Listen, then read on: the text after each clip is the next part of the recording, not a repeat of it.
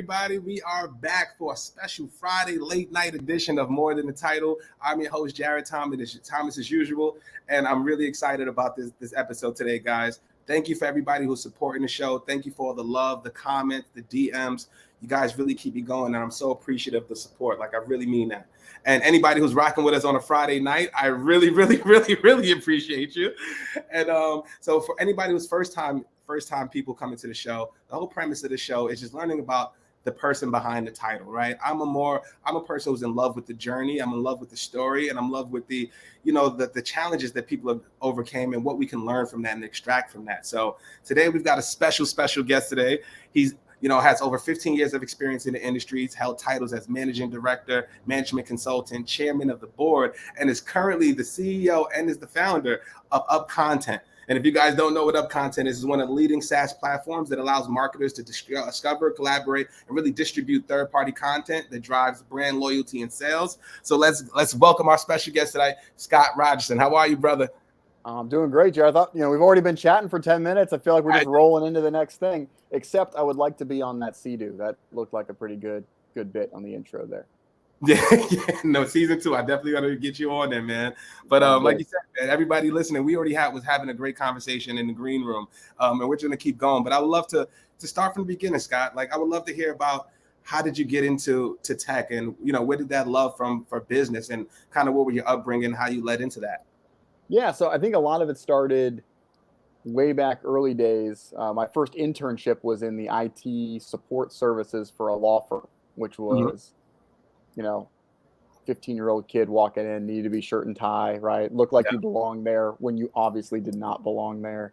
helping these, associates and partners get new computers going, make sure that their internet worked. And one of the things you learn really quickly there is customer service, and often the disconnect from these extremely smart people in how to do something that maybe if you've done it 8 times, feel like should be extremely simple to do. In connecting to the internet, how do I find this file, all that stuff. So I was fascinated of why that disconnect was happening. Fast forward, went to school for information systems management, which is not, a computer science type program. It was more about the business side of technology and trying to be that liaison between the true technologists in the organization and the true business people in the organization, and be that translator between those two, which was really fascinating to me. As you mentioned, did consulting for a while. First role was a information technology auditor, which sounds awful, but was actually really awesome coming out of school. Because you learned every process, every system, every data point in a company, and realized that those last 4 years, you knew nothing as it related to how the businesses actually worked in real life. You knew the strategy, you knew in theory how things should work, but when you start going into an organization and actually asking the right questions, learning about the pain, learning about the problems, trying to come up with creative, budget-friendly ways to solve those problems so they could meet regulatory requirements. That's where the passion for consulting and problem solving, problem identification came from. I went and moved into running a marketing agency that was wholly focused on the execution of content marketing strategies. So we weren't doing the Don Draper, really cool, sexy stuff. We were the people who came in after all the confetti was cleaned up off the floor and they had announced their new brand and their new colors. And then the CMO turned and was like, how do we actually do this? How do we make money out of this? I don't have the team. That was our team. And then it was from there that kind of the streams came back together when we were realizing that obviously in a marketing agency world, margins are not the thickest in terms of trying to find ways to be profitable in providing those services. So we needed to be efficient and effective. Exactly. And that was where the idea of UpContent came from, was actually as a way to support our team. And it kind of snowballed from there. And then 2 years later, we spun it out into its own organization. That was back in 2017. And we've been grinding away since then. That's an amazing story. And it's kind of similar to the Hootsuite story, right? Very similar. Yes. Like, that's insane. I did not know. Well, and as you and I mentioned right before, because we were in the agency world, a lot of our team was utilizing Hootsuite at the time. And so when we wanted to create this technology, we had created all the back end, the discovery engine. I put in some keywords, and it's going to help me find, not just go out and search and find articles, but find the right articles, match my criteria over the right time period. Yeah. But it was ugly as heck, right? And what we were trying to present to our team to use this, it was all hotkeys and looked just awful. And so we were like, we need to find a better way so that our team can actually use these results to help our clients. Makes sense. Social was an important piece, obviously, of third-party content. Still is. Not the only piece anymore of how best to use that. And most of our team was using Hootsuite. So we were like, let's see if there's a way to get this thing in that thing, because that's what that team's already using. So I like to think about kind of Hootsuite almost as our first love, right? That was way back when we first integrated.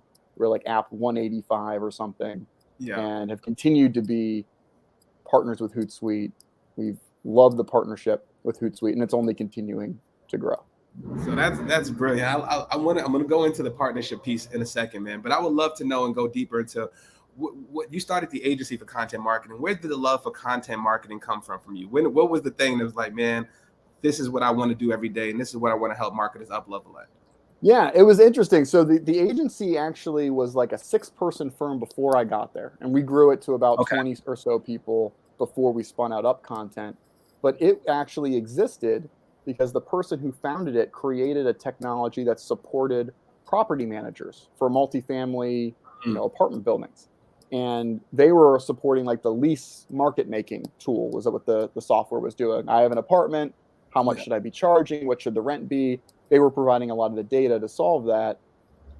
And one of the things that founder had found out when he was going and talking with a lot of these multifamily property owners or property managers was they had nothing from a digital marketing standpoint. So they would find the right price, but they would have no way to get the message out there, no way to build that audience, no way to show that this was a good place to live beyond just fighting on rent.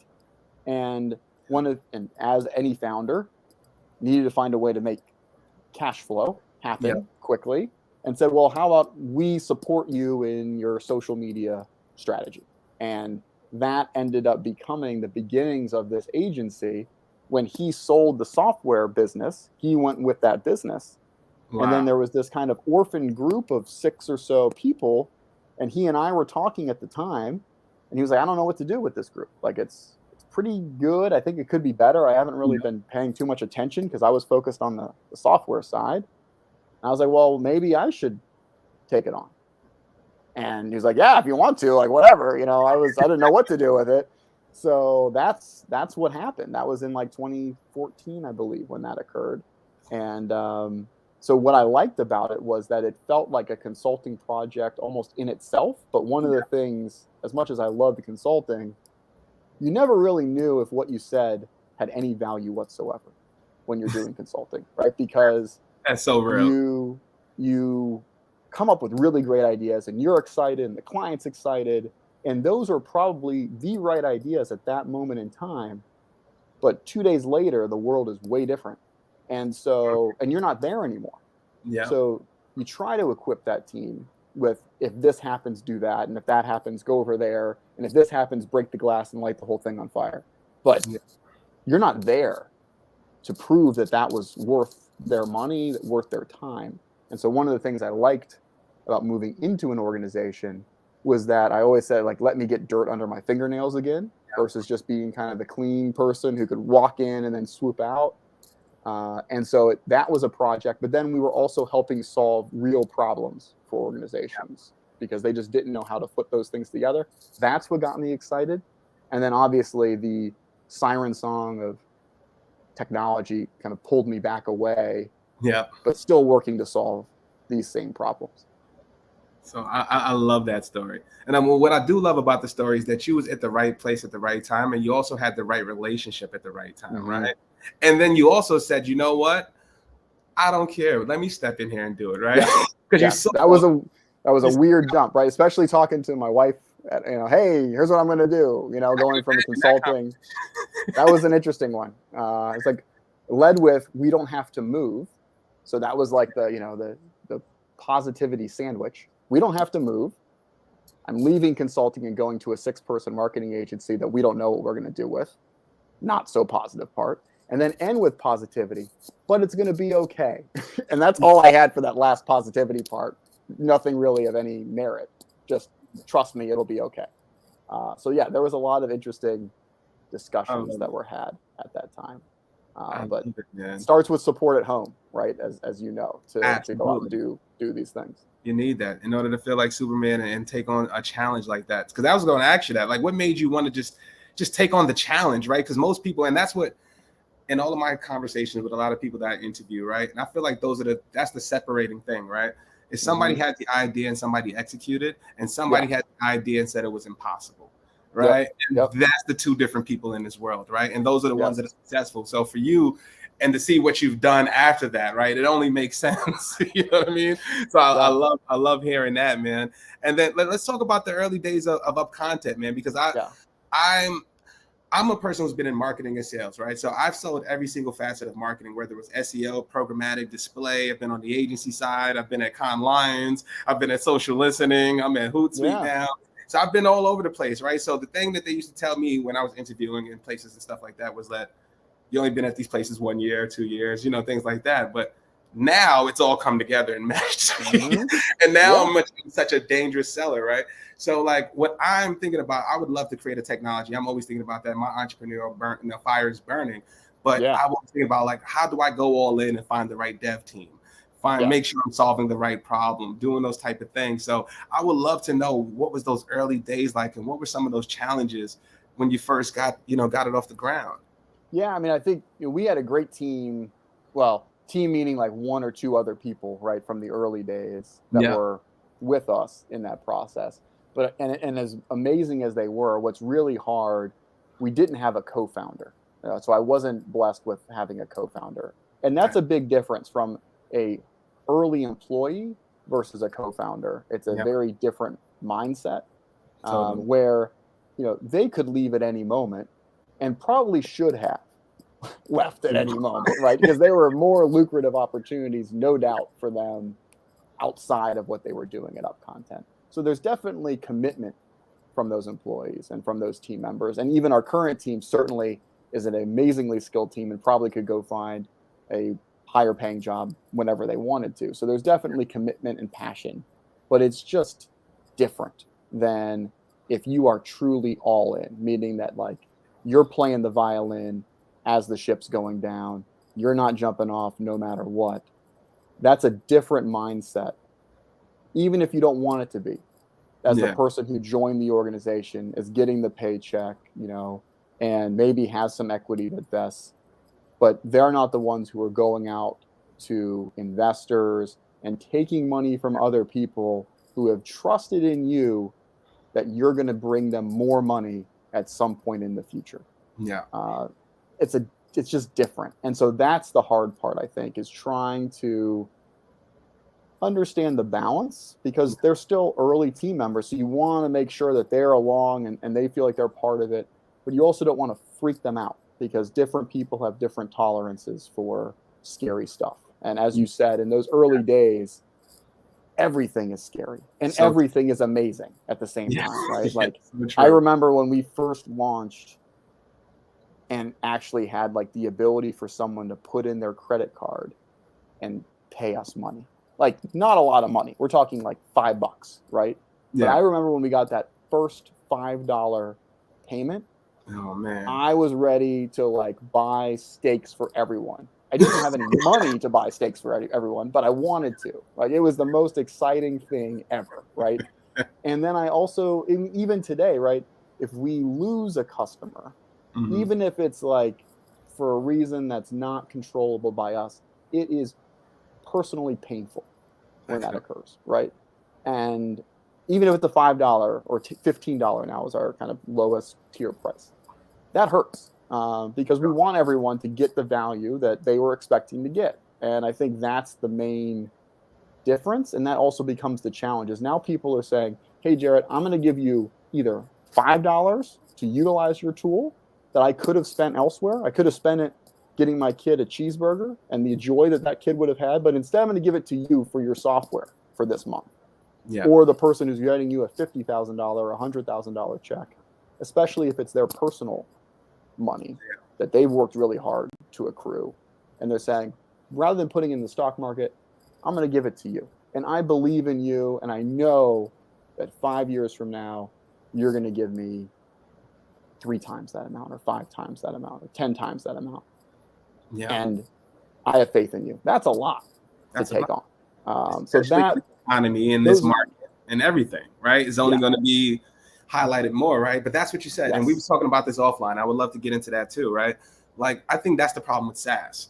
It's one thing to sell the technology, right? But it's another thing to actually up-level the customer and actually show them how this tool is going to impact your life in that 3, 4, 5 year span, and then having the relationships and then making sure that they're expert in that. There's so much noise. I think right now in the average, what is the average tech stack in a place? Like right now, you've got Salesloft, you got Zoom Info, you've got Scott Brinker, whose stuff I love, right? I think he came out with something recently. Yeah. And it was like, I'm going to misquote this. It was somewhere between like 25 and like 35 marketing tools that the average marketing org is using that may only have 5 people in the organization, but they have 30 different subscriptions, right? That they're cobbling together to create whatever marketing stack they think is going to be effective for them, or revenue stack they think is going to be effective. It is crazy right now. It is. And no revenue or tech stack is built the same. So that's the challenging part as an employee, right? So like you go there, you learn this, you do this, you go to another place, they're using HubSpot versus Salesforce, you're using Outreach versus Sales, versus Sales, all those different things, right? And all those different technologies, still working on the job and figure out what the, who the MVPs are, who your personas are, what kind of messaging should I come up with? Do I got to come up with this crazy email? And that's what drove me crazy. That's what drove me crazy. Totally and I said, I was done, man. I said, I can't take it no more. I have good years. I have bad years. I have a great quarter where I'm not, man. I have a terrible quarter where I'm not shit. It's like, and it kills your psyche, man. And I was just like, man, how do I scale relationships? Because once I meet people, man, I'm a genuine person. I'm a good dude, father, just like yourself, man. So I'm just like, how do I scale that? And if I could just break the sales barrier down and make people want to connect with me on the level, and it wasn't the SEO and the content strategy stuff. What took off for me, man? I was Jarrett Thomas. I was 22 years old, working at Starbucks, man. I was making minimum wage, bro. And like, look at today, man. I'm talking to yourself, CEO of a multi-million-dollar SaaS company, which is amazing to me, right? So that's why I love this type of content. You know exactly.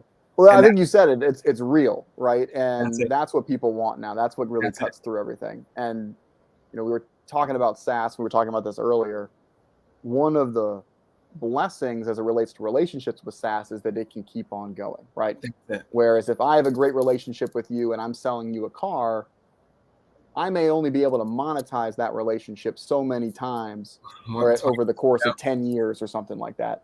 And you could refer people to me, and maybe that's better, but it's not like SaaS where I get kind of continuous affirmation that the relationship is strong because you have to renew every month or every year with us, right? And I need to keep being disciplined and honest to our relationship that I'm going to continue to give you value each and every day you log into that tool to get something out of it.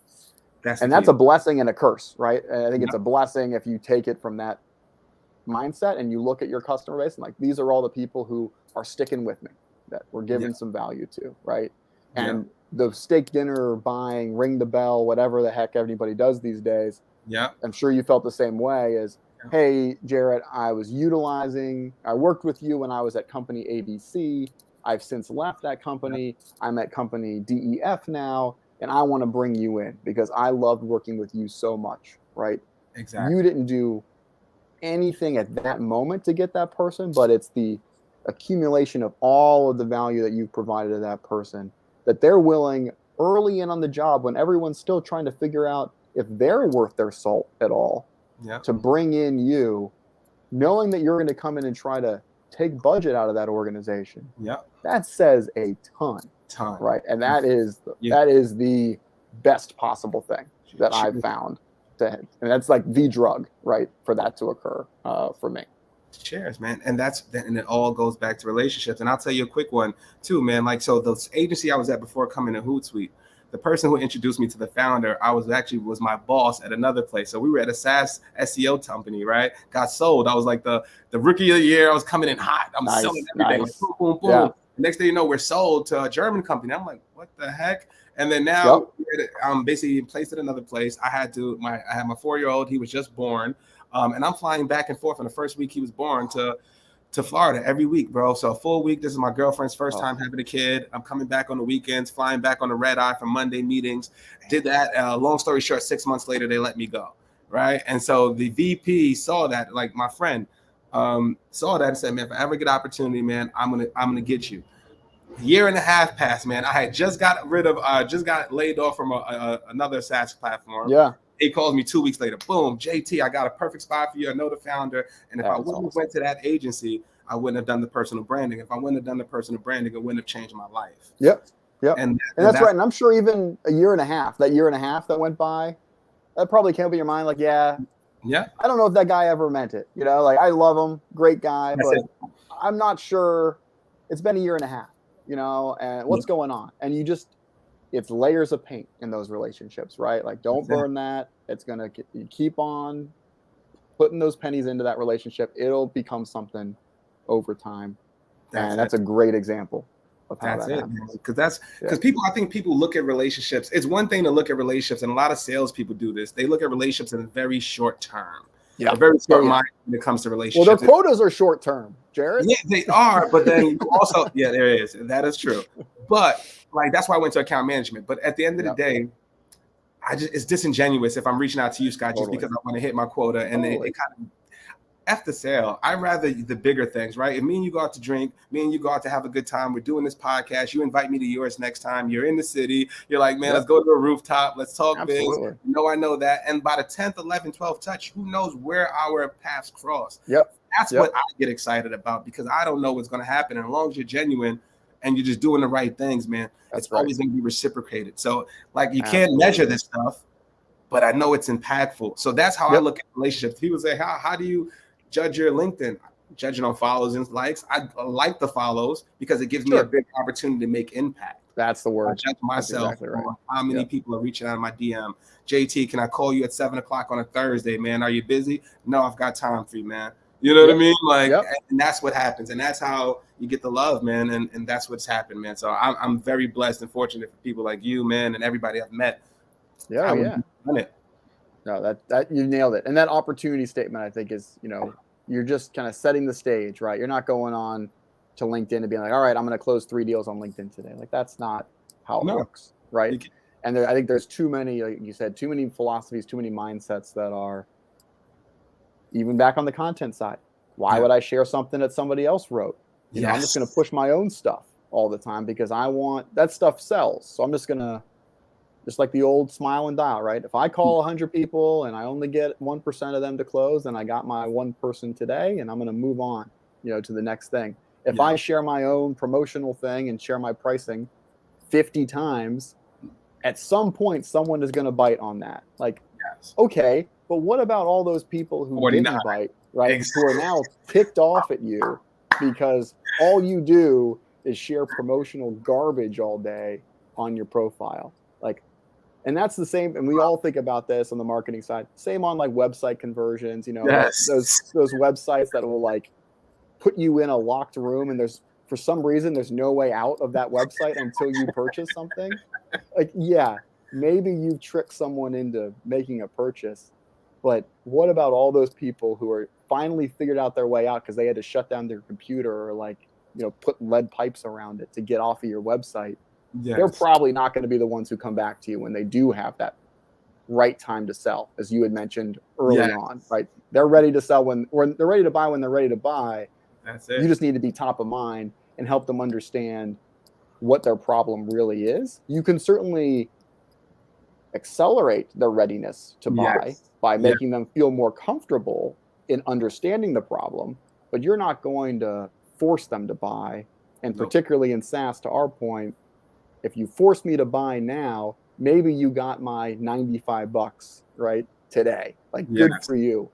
I am canceling as soon as I wake up tomorrow morning because I realize I should never have made that purchase. And then all that work you did is now worthless, right? Never And not mind. only have you lost the next 95, but you've lost me. And if I talk to anybody else about that product, I'm going to say, oh man, stay away from that guy, right? He got me Yes. to spend $95 and I didn't plan on it. And $95 is not going to make or break your company, but that relationship could. Preach, man. Preach. And that's going to be a clip, man. I'm letting you know right now. That's a clip because you're preaching to the choir, man. As a salesperson, and that's what I think about all the time. So when I started the personal branding stuff, people said I was crazy. You just got to do the emails and all that stuff. But it's what you said. If I send 1,000 emails out, I'm not thinking about the 3 people that I got to convert. I'm thinking about the 997 people that said, yes, this was a terrible ass email, Jarrett. I don't like it. I don't like your messaging. Your content sucks, Jarrett, or whatever the case may be. And you can't measure that. So that's what I've always said. And that's why I think the revolution of sales, right? I think we should be going away from SDR stuff and stay going crushing the phones and doing all of that stuff. But I would be up-leveling them on how to create their own content and how to become a thought leader, and then being strategic in the way they outreach. Like if you do that, like I would do crazy stuff in the office, man. I would have like a camera going like the office show.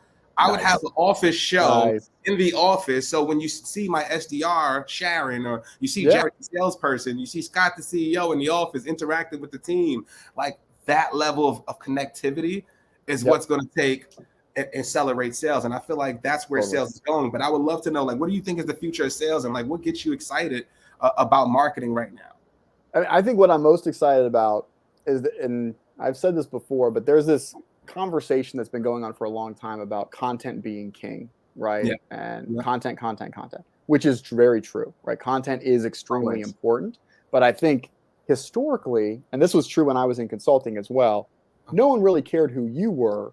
It was just who you worked for, right? So if you were from E&Y, that meant you were a certain type of person. If you worked at IBM, you were a certain type of person. I don't really care about Scott. I want 3 people from IBM and I want 2 people from E&Y, right? You were just kind of a thing. That's it. That had a label to go Amazon, do it. All of them are like the ex-Googlers, ex-Amazonians. And the content came down from the brand as well, right? It kind of bypassed the person, or the person was a conduit to present the content, but it wasn't that person's content. No one believed that this, 20-year-old guy was writing all this stuff about global risk and compliance strategy, even if I did share it on my social network. Like, I don't get any sort of like, wow, Scott really knows what he's talking about. It's just, oh, he works for this company, and that company wrote that thing, and they probably told him to share it, and so he did. That doesn't tell me anything about you beyond who you work for, which I already knew. So I think what I'm most excited about is what's coming to the forefront now is the personal brands. And the company is taking the supporting cast role versus standing in front of all the people. And so I love talking to organizations who are saying, we've got a ton of great people. We need to make sure more people know about how many great people we have. And we want to do everything we can to showcase how great our team is, how great our sales team is at solving problems, how great our ops team is, how great our support team is. And the convergence of HR strategy and marketing strategy and sales strategy is where we're just at the beginning of that stuff. So excited. And that's what I get really excited about is when, and we were just talking about this before as well, when you look at the organization and they've got individuals like yourself, right, who are crushing it on the content and the branding side. And there's probably 100, maybe more people inside of the organization who are looking at you and being like, man, if I could do that, right? This would be my own business, my own personal book would grow immensely. But I don't know. I don't think I've got the skills. I don't know how to do it. I'm not ready to take that execution jump that you were talking about earlier. I have some good ideas. How do I get started, right? And how they can get started is by the organization making it to utilize what other people are doing and help them build their own confidence in themselves by making it easy for them to take that first step. So telling everybody, right, to create their own podcast, that's hard. Like that is hard to do. And hard to do consistently, right? As you know, it's not something that you just like wake up one day and like, I'm going to start a podcast and do it well. You got to love it. They could share your clips, right? And get that through osmosis that, hey, I also work with this guy, right? Or share things that are interesting to them and make it easy for them to do that, to build their brand. So that's what I think I get excited about is Susan and Tom and Jarrett and Ben and Jamie having their own brands, and people are going to work and want to work with those individuals. And now the organization is trying to build a portfolio of great people versus the other side, which is really cool. You hit the nail on the head, brother. And I'll tell you from my point of view, man, when I first came in, so this is my first time coming into an organization with the personal brand. I was like, 15-person small organization. Now I'm going to an organization with 1,700 people, man. And I'll tell you from day one, man, the love was real, man. Like from just people in the organization, like, I love what you're doing, man. I want to do this, man. Can we have a talk afterwards? Or I was shy. I didn't know I could wear my hat and be comfortable. I didn't know I can do that. I didn't know I can, I'm from, ethnic background. I was afraid to tell my story, and I'm telling my story. Now I got 10,000 views, Jarrett. Now, like, I'm ready to go. And you know what I mean? That's what excites me, brother. You know what I mean? I love doing that because I know how it made me feel, man. Like when the first time I got a shout out from Van Jones, man. I broke down and cried, bro, man. I was what's that old cartoon, right? That had the CFO and the COO CEO talking, right? Yep. And the CFO was saying, well, what if we train our people and they leave? And the CEO said, what if we don't and they stay? Right? It's the same thing now, but from the personal branding side, because you hear that a lot from organizations who maybe haven't gotten all the way through the book yet. They're just reading the first few chapters. Someone told them, hey, you should support personal branding. And they're like, wait a second. But if I make Jarrett look really good and I support him, isn't he going to get a bunch of offers from other organizations? And the answer is yes. And you better darn well hope he does, right? Because if he does, and you're the organization, you're the employer that's supporting him and doing all those things, he's going to realize that if he leaves, he will likely lose all that support. And therefore, he's actually way stickier to you as an organization by you helping him look amazing than if you tried to hide him in the back corner somewhere. And I think that's the shift that is happening right now. Whereas before it was very much, don't talk to my people. Like, you can't hire them. Don't ever talk to them. They're doing their own thing. I don't even want you to know that they work for me. Yeah. And now it's, look at all the great people that work for me. Everyone go out and say how great you are. I want to support you in being awesome. And if you end up choosing somewhere better that you think is better for you, awesome. Like, I hope you do great. And that was always the consulting view, right? Yeah. Like, I was at Protivity, and one of the goals of Protivity was to build people up, let them go internal to accounting departments, and then hire Protivity as their auditing firm. That was a strategy. The goal wasn't always to be everyone to stay at that firm forever. And it should now be the same beyond consulting. It should be the same for every organization because of the impact of relationships.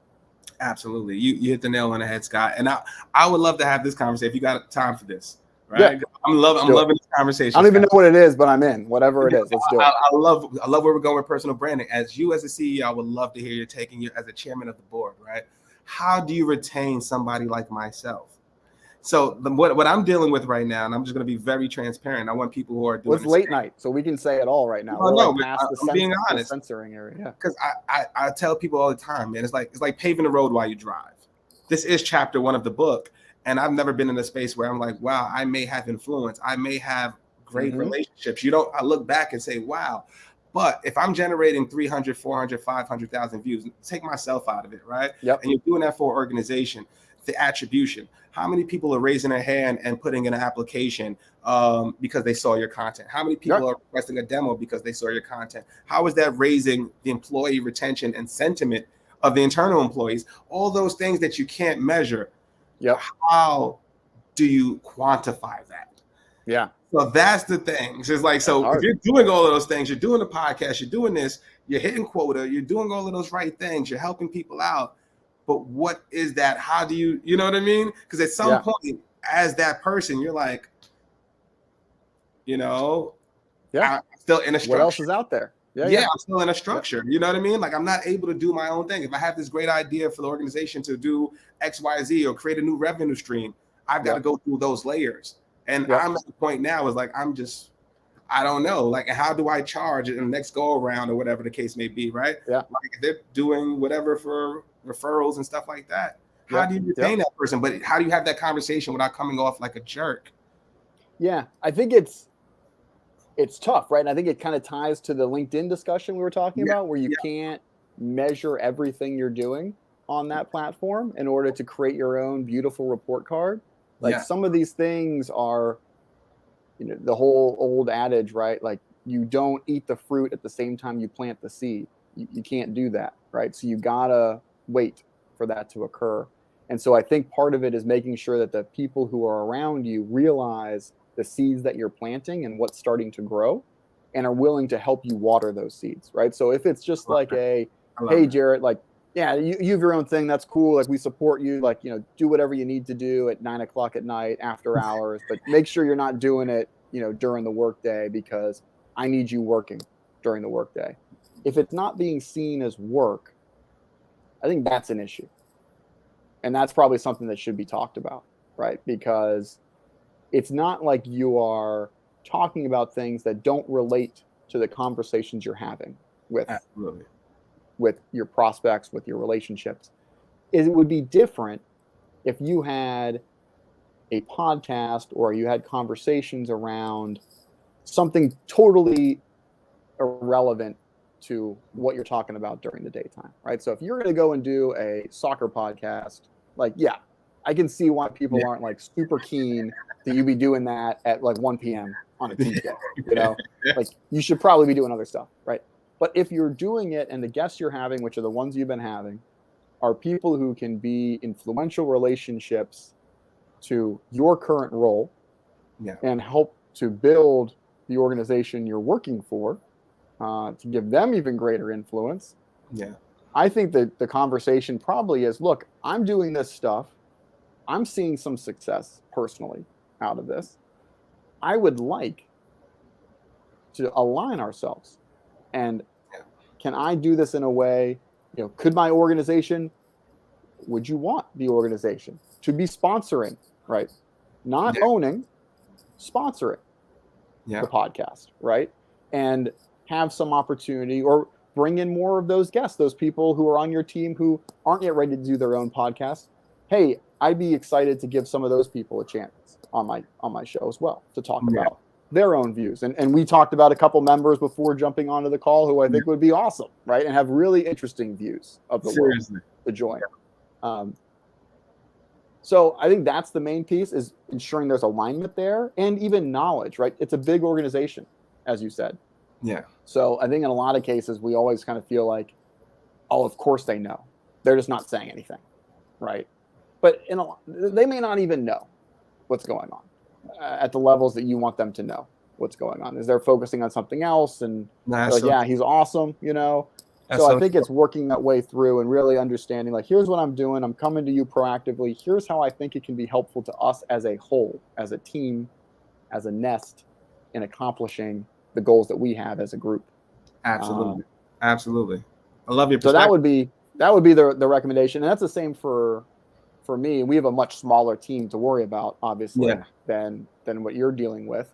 So there's some benefits of that, but there's some drawbacks on that. And so my view is let them go and do what they want to do. If that ends up having someone leave, like one of my most favorite employees from our early days, she was fantastic, did a lot of our marketing work. Some of it we still utilize 4 years later, is how good she was. Wow. She had this passion to become a life coach, right? And she started by talking to me directly, saying, hey, I'm going to go and train for this. And as of right now, I'm expecting that a few years from now, I'm probably going to want to go and do this full time, but I'm committed to UpContent between now and then. But I have a good relationship with you, so I'm just going to tell you, 18 months from now, I'm probably going to be leaving. And I was like, hey, way better than 2 weeks, right? Like, thanks for telling me. Now we can plan something. And that's ended up, my hope, obviously, in the back of my mind was that she would change her mind over the next 18 months. She didn't end up changing her mind. She's awesome and doing what she loves to be doing and very successful at it. Love it. But I wouldn't change that for anything, right?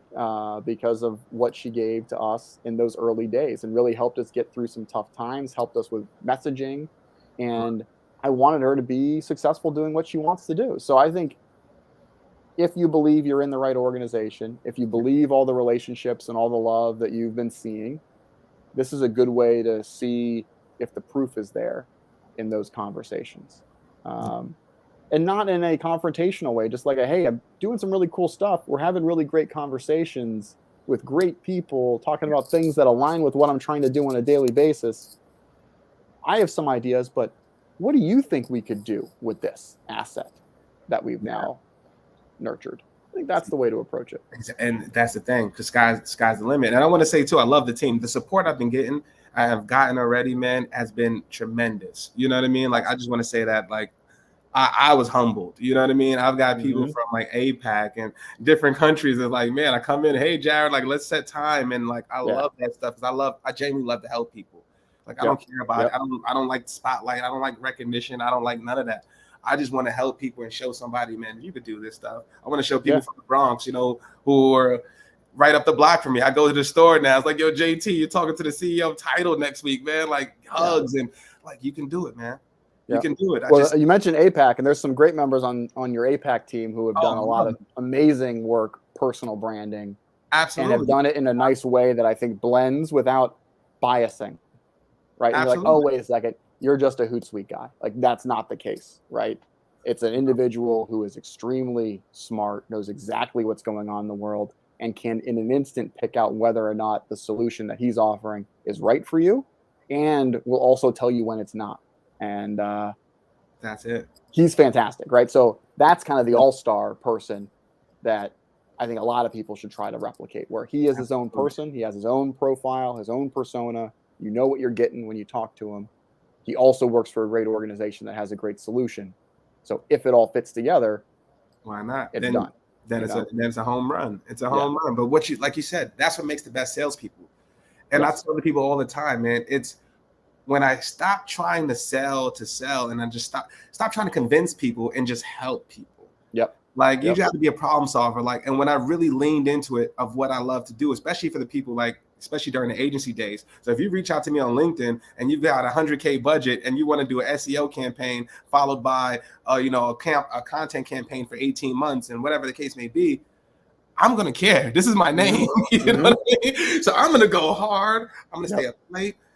I'm doing the right things, and then they're happy, and then that's how it gets replicated. So wherever I go, it comes with me, man, and you show that love, and that's what I love about sales, man. I love helping people, man. Going to rooftops. If I tell you, I got some of my clients coming on.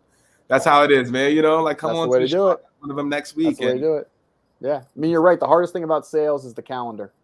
If there was no calendar, sales would be awesome.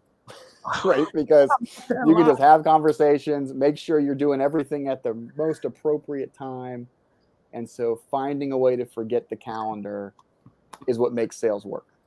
I love that line, man. I'm still in that, Scott, and we're clipping that one too. Take it. Clipping that one too, brother. So, man, I just want to say, I know it's late, man. I don't want to keep you too much longer, brother, but I just want to say this was a great conversation, man. Like, I didn't even realize it was 40-something minutes. We're just having to put that stuff down. Yeah, man. But this was amazing, Scott. For our first conversation, brother. Like, I was a fan from afar. I'm a bigger fan now. Thank you for taking time out to just join the show, man.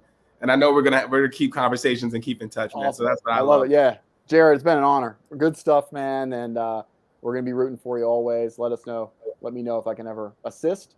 But let's keep that relationship going. No, for sure, man. I'm gonna send you my number afterwards, man, and let's do something in the summer. I'm in New York City, man. Let's do something, please. And we'll get the other guy who we're talking about before. I'm actually That sounds great. Even better. Yes, let's do it, man. So thank you, everybody, for watching for another great episode of More Than the Title. Next week, we've got Justin Leslie, who's the director of social media at Hard Rock International. And everybody who knows me, that's one of my boys. And I love Hard Rock AC. I'm a gambler. Please give me a free room, guys. Sponsor me. No, but all seriousness, guys, thank you for all the love. It's been a pleasure, and we'll see you guys next week in another episode of More Than the Title. Much love. Seeing it all, heard it all. Oh, what you know about me? I've done it all, just one.